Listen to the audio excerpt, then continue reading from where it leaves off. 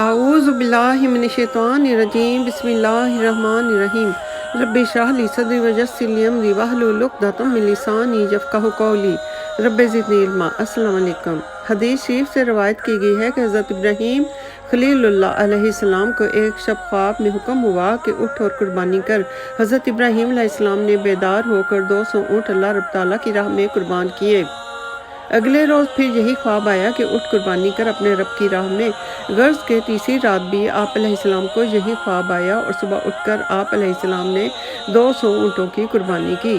چوتھی شب کو خواب میں دیکھا کہ حکم ہوا کہ اپنے فرزند حضرت اسماعیل علیہ السلام کو اللہ کی راہ میں قربان کر دو۔ فرمایا گیا ہے کہ ذی الحج کی 8ویں شب کو خواب آیا کہ بیٹے کو ذبح کرتا ہوں۔ جب صبح ہوئی تو بے حد فکر مند ہوئے کہ اس خواب کی کیا تعبیر ہو سکتی ہے۔ پھر 9ویں شب میں بھی یہی خواب دیکھا کہ اپنے بیٹے کو ذبح کرتا ہوں۔ پھر 10ویں شب کو بھی یہی خواب دیکھا کہ پھر اس کے بعد کچھ تعبیر سمجھ میں نہ آئی۔ سچ ہے، پیغمبروں کے خواب تو وحی کی طرح ہوتے ہیں۔ غرض یہ کہ حضرت ابراہیم علیہ السلام نے اللہ رب تعالیٰ کے حکم کو بجا لانے کا ارادہ کیا۔ حضرت حاجرہ علیہ السلام کے پاس گئے اور فرمایا کہ حضرت اسماعیل علیہ السلام کو خوب اچھی طرح تیار کر کے مشک و عنبر لگا کر پاکیزہ لباس پہنا کر میرے ساتھ روانہ کر دو، میں اسے اللہ رب تعالیٰ کی دعوت میں لے کر جا رہا ہوں۔ یہ سن کر حضرت حاجرہ علیہ السلام نے خوب اچھی طرح حضرت اسماعیل علیہ السلام کو تیار کیا اور کہا کہ اپنے باپ کے ساتھ ضیافت میں جاؤ۔ حضرت ابراہیم علیہ السلام نے ایک تیز دھار چھری اپنی آستین میں چھپائی اور حضرت اسماعیل علیہ السلام کو لے کر چل دیے۔ حضرت ابراہیم علیہ السلام کے پیچھے پیچھے حضرت اسماعیل علیہ السلام چلنے لگے۔ یہ کیفیت دیکھ کر شیطان لعین حضرت اسماعیل علیہ السلام کے پاس آیا، کچھ کہنا چاہا مگر پھر وہاں سے واپس ہو کر حضرت حاجرہ علیہ السلام کے پاس چلا گیا اور کہا کہ تمہارا بیٹا اسماعیل کدھر ہے؟ حضرت حاجرہ علیہ السلام نے فرمایا کہ وہ اپنے باپ کے ساتھ ایک ضیافت میں گیا ہے۔ شیطان بولا کہ افسوس، اس بیچارے کو تو اس کا باپ ذبح کرنے کے لیے لے کر جا رہا ہے۔ حضرت حاجرہ علیہ السلام نے فرمایا کہ معاذ اللہ، کیا کوئی باپ بھی اپنے بیٹے کو ذبح کرتا ہے یا بے گناہ مارتا ہے؟ ابلیس بولا کہ خدا نے اس کو یہی حکم دیا ہے۔ حضرت حاجرہ علیہ السلام نے فرمایا کہ اگر یہ رب تعالیٰ کا حکم ہے تو میں بھی اس رب کی رضا پر راضی ہوں۔ وہاں سے مایوس ہو کر شیطان لعین حضرت اسماعیل علیہ السلام کے پاس آیا۔ اس نے سوچا کہ حضرت اسماعیل علیہ السلام جن کی عمر اس وقت 9 سال کی تھی ابھی چھوٹے ہیں اور ان کو ورگلانا آسان ہوگا۔ ابلیس لعین نے حضرت اسماعیل علیہ السلام سے کہا کہ تو کہاں جا رہا ہے؟ حضرت اسماعیل علیہ السلام نے جواب دیا کہ میں اپنے باپ کے ساتھ ضیافت میں جا رہا ہوں۔ شیطان بولا کہ نہیں، تمہارا باپ تم کو ذبح کرنے کے لیے لے جا رہا ہے۔ حضرت اسماعیل علیہ السلام نے فرمایا کہ معاذ اللہ، کبھی کوئی باپ بھی اپنے بیٹے کو بے گناہ مارتا یا ذبح کرتا ہے؟ کبھی تم نے ایسا سنا ہے؟ ابلیس لعین بولا کہ تمہارے باپ کو یہ حکم اللہ رب تعالیٰ نے دیا ہے کہ وہ اپنے بیٹے کو اس کی راہ میں قربان کر دے۔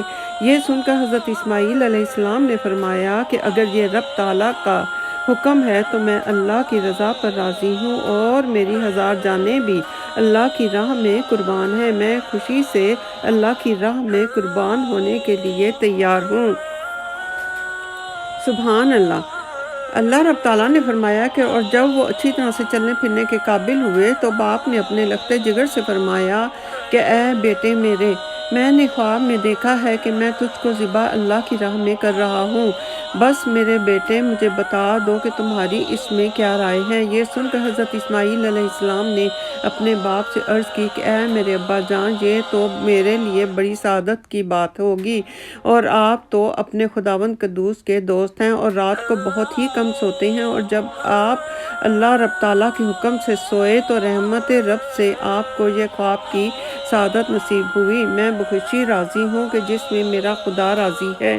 فرمایا رب تعالیٰ نے کہ حضرت اسماعیل علیہ السلام نے اپنے ابا جان سے کہا کہ اے میرے ابا جان، کر ڈالیے جو کچھ آپ کو خدا کی طرف سے حکم ہوا ہے اور مجھے انشاءاللہ صابروں میں پائیں گے۔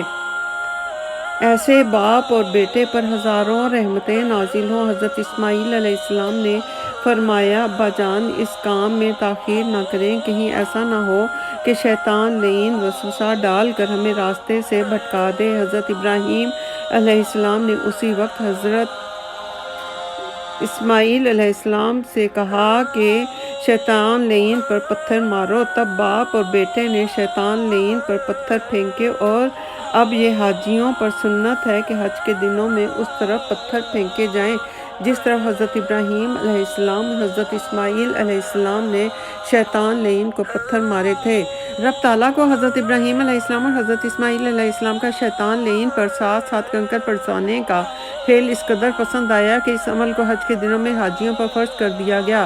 ہزاروں لاکھوں کی تعداد میں حاجی حج کے لیے جاتے ہیں اور ساتھ ساتھ کنکر شیطان لعین کو مارتے ہیں۔ دوستو آپ سوچتے ہوگے کہ حاجی اتنی بڑی تعداد میں جا کے جب کنکر برساتے ہیں تو وہ کنکر کہاں جاتے ہیں؟ یہاں ہم آپ کو بتا دیں کہ وہ کنکر آٹومیٹک طریقے سے اس جگہ سے بہت گہری کھدائی کی گئی ہے اور ایک کنواں ہے، اس میں جا کر مشین میں صفائی دھلائی کے لیے چلے جاتے ہیں اور پھر دوبارہ اسی جگہ صفائی کے عمل سے گزرنے کے بعد واپس اسی جگہ رکھ دیا جاتا ہے کہ جہاں سے لوگ اٹھا کر کنکر شیطان کو مارتے ہیں۔